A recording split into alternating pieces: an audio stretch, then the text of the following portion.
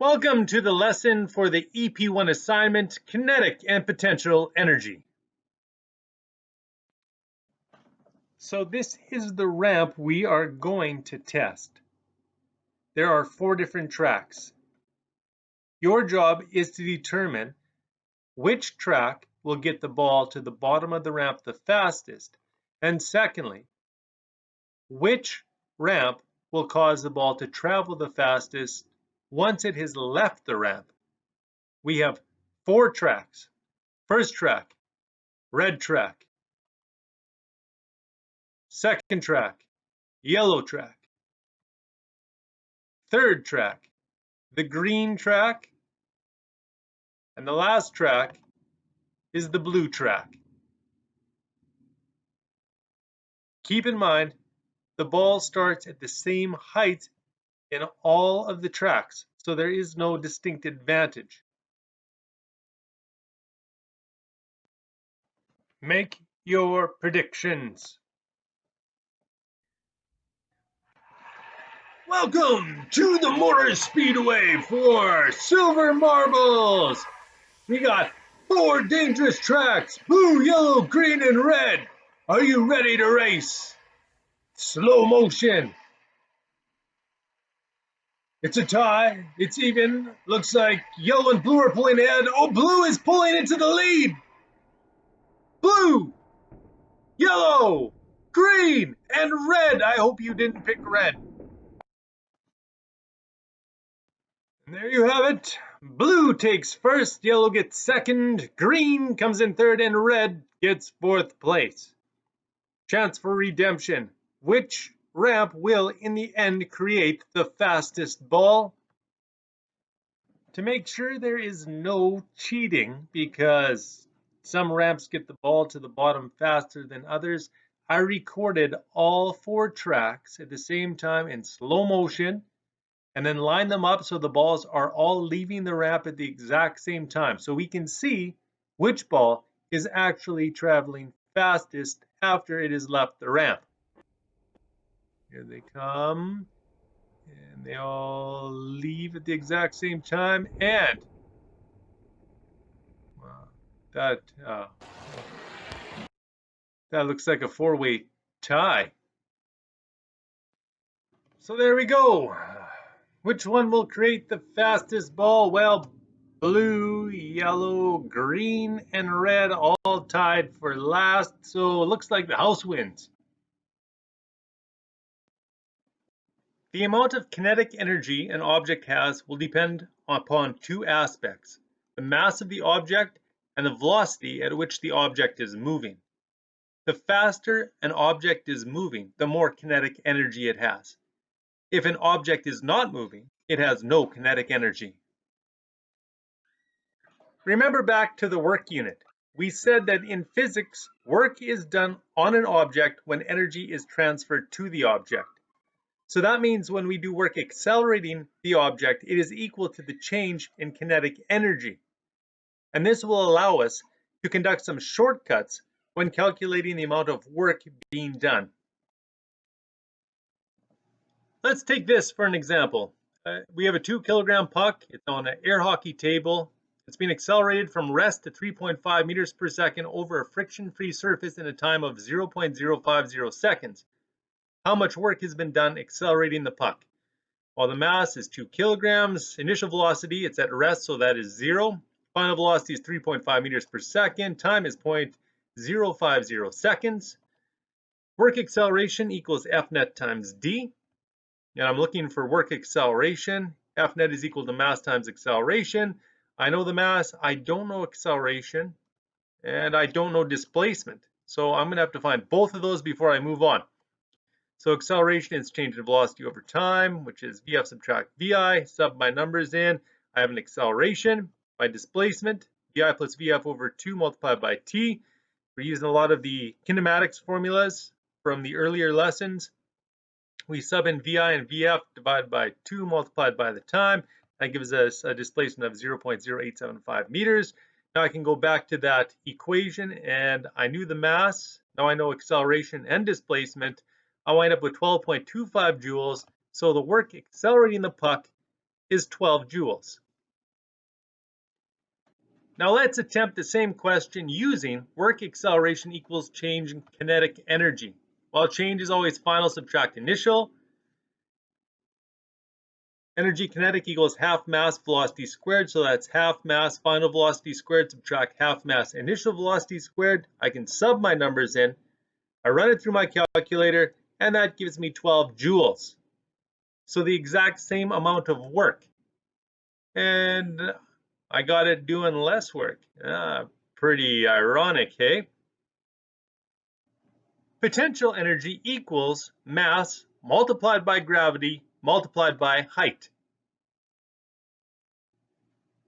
Again, work is done on an object when energy is transferred to the object. So when I do work against gravity, I have changed the potential energy of the object. So the work I have done equals the change in the object's potential energy. Okay, so Cookie Monster lifts a 272-gram monster cookie onto the top shelf, which is 2.3 meters above the ground. How much work has Cookie Monster done lifting the monster cookie? Well, we got a mass of 0.272 kilograms, and the displacement is 2.3 meters up. Work gravity equals Fg multiplied by d. Fg is equal to mass times gravity, so equals mgd. I'll sub my numbers in, and that gives me 6.131 joules. So 6.1 joules to lift that monster cookie up. Now let's try it with the same mass and height of 2.3 meters, because work going into gravity equals the change in potential energy, and change is always final, subtract initial. So that's going to be mass gravity height final, subtract mass gravity height initial. We sub our numbers in. That gives us the exact same answer. Check this out. This is a ramp, and the ball is going to be released down the ramp. But I want to ask you some questions before you watch this thrilling demonstration. Now, before we release the ball, I want you to consider the following. Where on the apparatus does the ball have the most kinetic energy? Where on the apparatus does the ball have the most potential energy? What happens to the potential energy when the ball goes down the ramp? And what happens to the kinetic energy when the ball goes down the ramp? Living room physics, woo!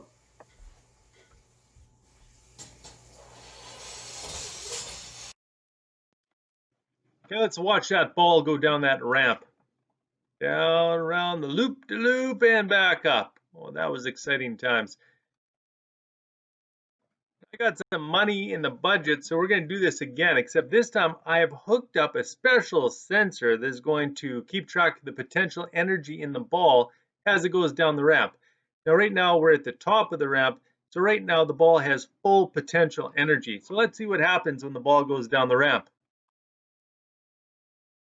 Ooh. Oh, look at that. And then all the potential energy is back. That's pretty nice. All right. You know what? I think we got some money in the budget for something else. There, now we got a kinetic energy meter inside of the ball. And right now it's saying there is no kinetic energy because the ball is just sitting at the top of the ramp. But if I let the ball go, it's going to start going faster. And once it starts moving, it is going to start to gain kinetic energy. Let's watch this. Oh boy, here it goes. Oh yeah, and then it slows down, speeds up, and then slows back down to a stop and runs out of kinetic energy again. That's pretty cool. Ooh, check this out. I didn't even know they made these, but I got my hands on the total mechanical energy meter, and it's going to measure the total mechanical energy of the ball through the entire trip. Let's see what happens. Huh. Well, that's weird. Didn't do anything. Well, potential energy plus kinetic energy gives us the total mechanical energy. So when potential energy decreases, kinetic energy increases, and vice versa. and the total always equals the same amount. That's pretty cool. If an object rolls along a ramp, or someone swings on a rope, or if a ball is thrown in the air, the kinetic energy may be converted to potential energy, or potential energy may be converted to kinetic energy, but the addition of the two is always the same. The total mechanical energy does not change. As the object goes up, it gains potential energy as it moves upward against Earth's gravitational field, but it slows, losing kinetic energy. As it falls, the object speeds up, gaining kinetic energy, but since it is falling, it loses potential energy. This is what we call an elastic collision. These don't happen. Although energy is conserved when we throw the ball up, it is not conserved when a collision occurs. A near elastic collision will allow the ball to return to a height near what it had achieved prior to the collision with the ground, but never do we have a true elastic collision. Collisions are inelastic. When the collision occurs, mechanical energy is lost. The ball's kinetic energy is converted into thermal energy. Each collision decreases the total mechanical energy, and the ball and ground gain heat.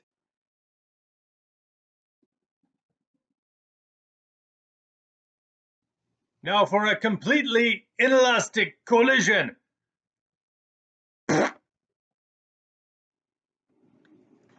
So recall the ramp from days gone by. The reason the balls all traveled the same speed when they got to the bottom of the ramp is because they all started with the exact same amount of potential energy. So the potential energy was transferred to kinetic energy, so they all started with the same potential energy, they all finished with the same kinetic energy. Hence, they were all traveling the same velocity. Example 1, we got a football. At its highest point, it's 2.5 meters off the ground while traveling 6.0 meters per second, and we're told the ball weighs 0.400 kilograms. A, how much kinetic energy does the football have? Well, kinetic energy is just half mass velocity squared, so I'll substitute in the mass and the velocity I was given, and it has 7.2 joules of energy. Potential energy is mass times gravity times height, so I'll substitute in what I've been given, plus the value for gravity, which is 9.80 meters per second squared. I punch that through my calculator, I get 9.8 joules. What is the total energy in the football? We're talking about mechanical energy. How much total mechanical energy does the football have? That's our kinetic and potential energies added together. So at the time that we're talking about, when it's 2.5 meters off the ground and traveling 6.0 meters per second at that time, that's 7.2 joules plus 9.8 joules. We're adding significant figure-wise. Since they're both good to one decimal place, our answer is good to one decimal place. So we wind up with 17.0 joules. Now, what is the velocity with which the football hits the ground? In its entire trip, the total energy is always going to be 17.0 joules. If potential energy goes up, kinetic energy goes down. If kinetic energy goes up, potential energy goes down. But their total is always 17.0. And as it's coming into contact with the ground, the potential energy has been reduced to 0, which means the kinetic energy has to be 17.0 joules, because the total has to be 17.0. And 0 plus 17.0 equals 17.0. So EK equals half mass velocity squared. I want to get velocity by itself, so I multiply both sides by 2, and then the half and the 2 will factor out. Now I'll divide both sides by m. The m's on the right-hand side will factor out. Now I have 2ek over m equals v squared. So to get rid of the square, I will square root both sides, and now I have v by itself. V is equal to 2ek over m, and then we square root it all. So I'll substitute my numbers in. I'm going to make sure that I put brackets at the very beginning and the very end so that it takes the square root of everything underneath the square root sign. And if I've done everything correctly, my calculator will say 9.22 meters per second. Same football being held 2.5 meters in the air. Person just lets it go and allows it to free fall to the ground. How fast is it traveling when it hits the ground? Now, as we said, the total energy does not change. the total mechanical energy, that's potential and kinetic added together, always equal the same amount. So the total energy at the beginning equals the total energy at the end. So the kinetic energy at the beginning added to the potential energy at the beginning equals what the total mechanical energy equals initially. And the total final energy is equal to the kinetic energy final plus the potential energy in the end. Now, initially the ball isn't moving, so it has no kinetic energy. And at the end, the ball is hitting the ground, so it has no potential energy. So that means the initial potential energy in this case equals the kinetic energy it will have when it comes into contact with the ground. So EPI, initial potential energy, equals mass times gravity times that initial height. And the kinetic energy at the end equals half mass velocity squared, and that's using the final velocity. To get VF by itself, I have to divide both sides by m, and the m's factor out, and that's interesting. It turns out mass is irrelevant. Now I have GHI equals half VF squared. To get rid of the half, I will multiply both sides by 2, and half and the 2 will factor out. And now to get rid of the square on the VF, I will square root both sides. So VF is equal to the square root of 2 GHI. I'll substitute my numbers in. Before I punch it in my calculator, I'm going to add in a second set of brackets to make sure that it takes the square root of the product of 2 multiplied by 9.80 multiplied by 2.5. And if I've entered it into my calculator properly, I will get 7.0 meters per second. But the football was initially traveling 6 meters per second in the previous example. The potential energy transfer increased the football speed by 7.0 meters per second. So why does the ball hit the ground doing 9.22 meters per second instead of 13.0 meters per second? The football was initially traveling 6.0 meters per second. That is true. And the potential energy transfer increased the football speed by 7.0 meters per second. That is also true. So why does the ball hit the ground doing 9.22 meters per second instead of doing 13.0 meters per second? This is because velocity is a vector quantity, whereas energy is not. The ball is traveling 6.0 meters per second horizontally, because we were told at its highest point, that's how fast the ball was traveling. And that horizontal speed, when we throw something, the horizontal speed, as we learned in projectile motion, does not change. So the entire time that ball was in the air, it was traveling 6.0 meters per second along the x-axis. And the y-axis, we started at a height of 2.5, but when it hit the ground, it is traveling in the downward direction 7.0 meters per second. And if I use Pythagorean's theorem, a squared plus b squared equals c squared, I can find that hypotenuse. And guess what that works out to? Yeah, you guessed it, 9.22 meters per second. Example 4. A 70.4 kilogram person steps off a diving board 10 meters above the water. How fast will the person be traveling when they hit the water? As they fall, their total energy does not change. And the total energy they had at the beginning will equal the total energy they have at the end. And as mentioned before, total mechanical energy is the addition of the object's potential and kinetic energy being added together. Now, when I'm standing on the diving board at the very beginning, I have no kinetic energy because I'm not moving. As I fall, my potential energy continues to decrease as my kinetic energy continues to increase. And once I hit the water, my potential energy will have been reduced to 0. So that means the potential energy at the beginning will equal the kinetic energy at the end in this case.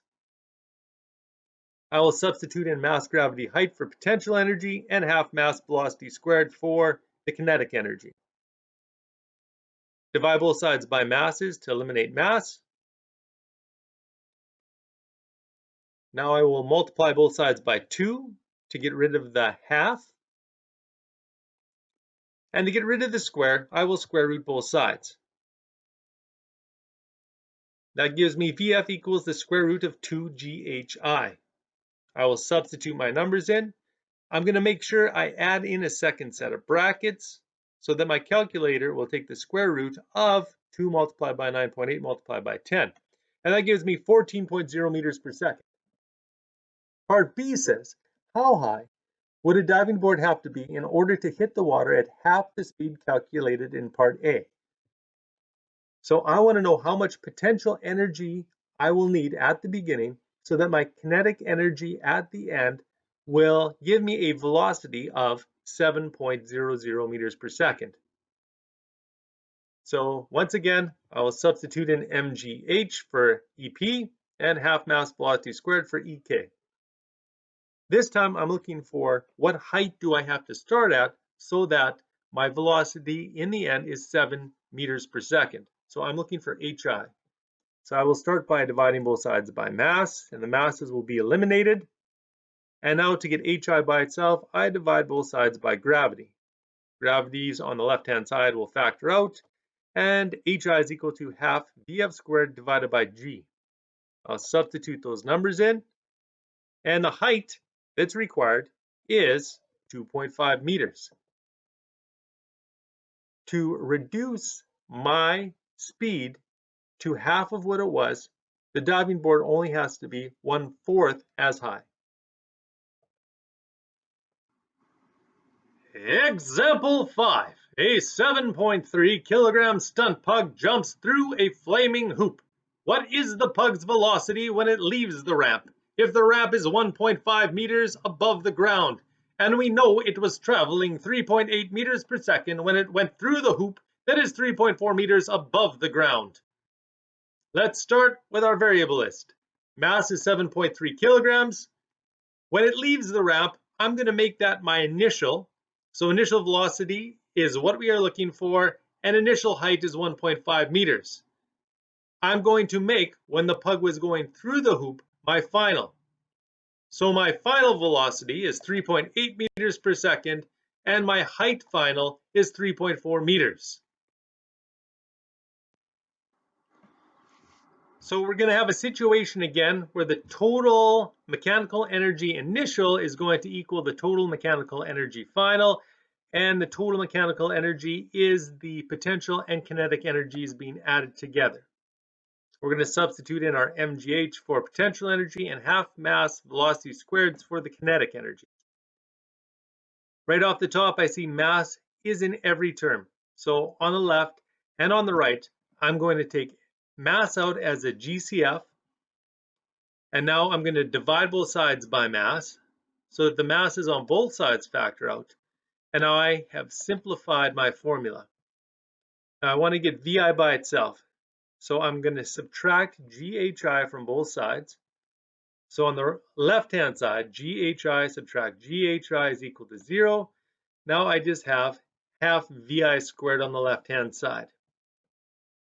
To get rid of the half, I'm going to multiply both sides by 2.